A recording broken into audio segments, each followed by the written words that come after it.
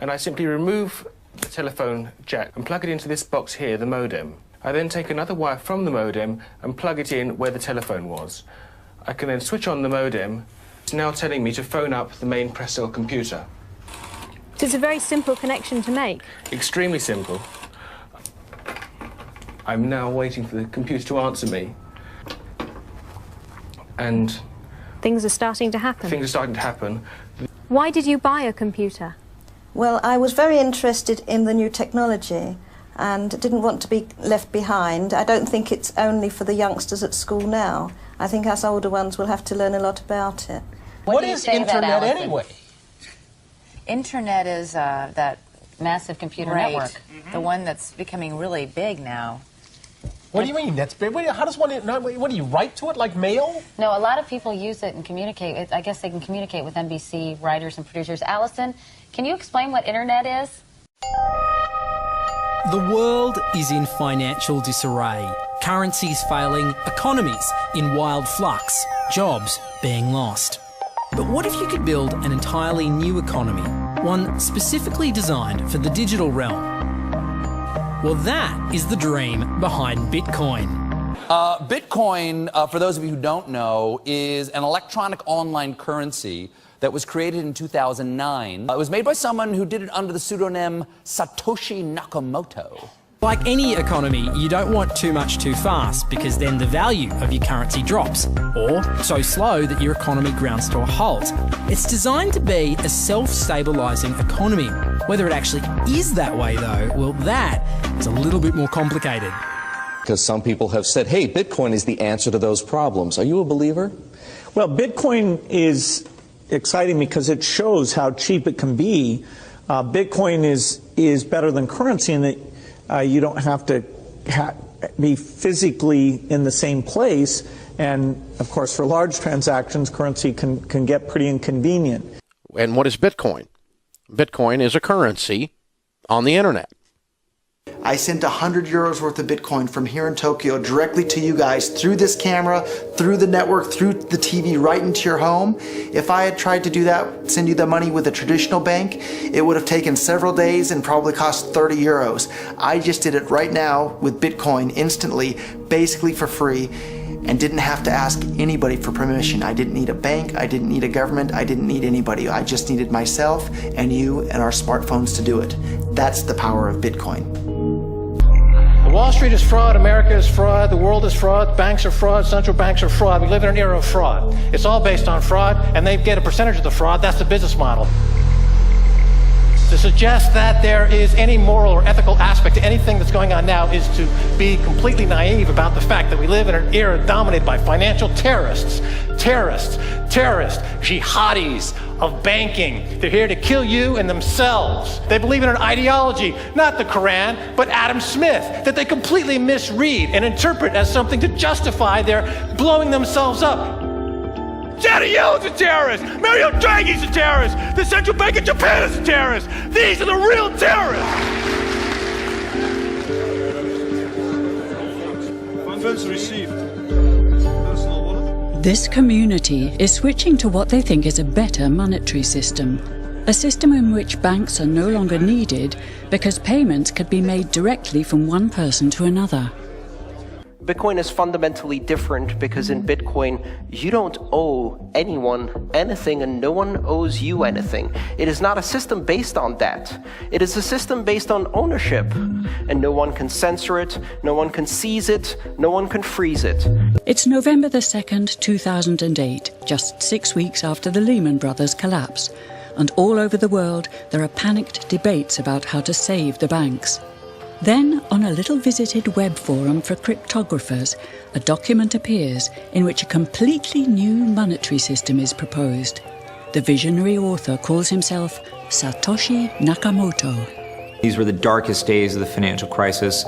So that to me suggests a very clever mind that saw an opportunity, the perfect opportunity to introduce a new radical technology and a new radical approach to money and finance at just the right moment when people would be very open to making this big shift that's required to adopt a new currency. What's exciting for me is like a global economy. Right now we say we have a global economy, but I can't take $1 and give it to you in the Netherlands and then you know what to do with it, right? You would have to go and change it to your native currency. And when you kind of eliminate that step, and I can just send you one form of payment and you can send me a product in a matter of seconds, that starts to change things from a global perspective. How could this digital coin invented by this Satoshi Nakamoto become hundreds of times more valuable than the dollar? And why do enthusiasts like Roger Fear want the world to switch to bitcoins? I'm giving every single person here 1,000 yen worth of bitcoins, which is like $8 and something cents.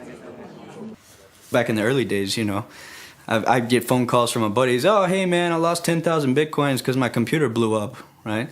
Back then, one bitcoin was less than a penny, right? So nobody cared. They lost $10. I don't care, right? And now 10,000 bitcoins, that's $5 million. That's a big deal, right? Bitcoin is a decentralised electronic cash system that uses peer-to-peer networking along with digital signatures and cryptographics to generate currency. Now, with traditional money, think dollars, the euro, pesos, you've got a central bank, like the Federal Reserve. They issue the currency and they print more or less cash as needed, but not with Bitcoin. It looked very different to me. I mean, as soon as I heard the word decentralized and the fact there was a network powering this currency rather than a central issuer, that immediately captured my interest as something quite different based on what little I knew about alternative currencies at that time. The government couldn't come in and shut down a server and end Bitcoin. It would have to shut down the entire internet or turn off the electricity grid to stop Bitcoin. And so that was really attractive. So gold is kind of hard to divide. Bitcoin divides down to 8 decimal points instantly, super easily. Gold is really, really difficult to transport. If I want to transport gold from here to Moscow, it'll cost a bunch of money to do that, and it's dangerous, and you have to have armed guards and who knows what. With Bitcoin, I can send Bitcoin from here to Moscow or to Holland instantly, just like that, basically for free. I don't have to pay for a bunch of armed guards. It just happens almost like magic.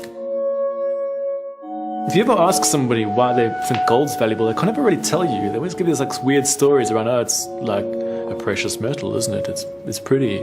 While we think it has all this intrinsic value, this intrinsic value of gold has been largely constructed in people's heads, often by actually like association with power, association with religious figures.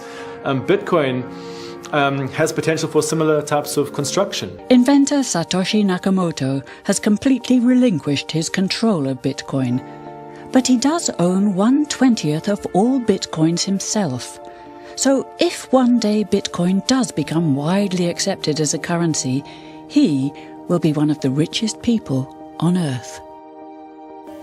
Satoshi invented one of the most important inventions in the entire history of humankind that's going to improve the lives of everybody on the planet for the better. If he had half of all the Bitcoins, he would still deserve it. A lot of people have asked me who Satoshi is since I got in so early. I think I've got a pretty good idea, but I like to keep that one close to my chest. So. Why? I mean, tell me. Because I'm not 100% certain. And the reality is it doesn't really matter, right? It doesn't matter who Satoshi is. Why did he disappear, you think? He undermined the ability of every single government on the entire planet to control the money supply. And that's how every single government in the world is controlling their citizens and their economies today. And he just basically, knocked their feet right out from under them with the invention of Bitcoin. And I'm sure that's going to make a lot of people who want to control other people by force really, really upset. So yeah, I think it's really, really smart for him to have disappeared. And for me, it probably would have been smarter for me to keep quiet too, but Bitcoin's too exciting for me to stay quiet about. I think a lot of people are underestimating the way in which Bitcoin and the blockchain are going to change the power structures in society in general. I mean, I grew up in the US and I see all these people like, yeah, nuke everybody in the Middle East and kill them all. And then they have the former Secretary of State Madeleine Albright on 60 Minutes, one of the most popular news shows in the US. And they asked her, they said, like, there's reports that more than 500,000 Iraqi children have died as a direct result of US sanctions. And she looks back at her with a straight face and she goes, it was a really tough decision, but I think that it was worth it. Worth murdering 500,000 kids because of what the government did, and I apologize for crying, but it just disgusts me from my core when I see government people murdering people around the world. It's not just theoretical, these are real people with real lives. And it's real people, and Bitcoin has the power to undermine everything they're doing to people around the world. And I'm sorry for shouting, but it just disgusts me what these people in government do. And they do it through central banking and through the control of the money supply, and Bitcoin takes that away from them.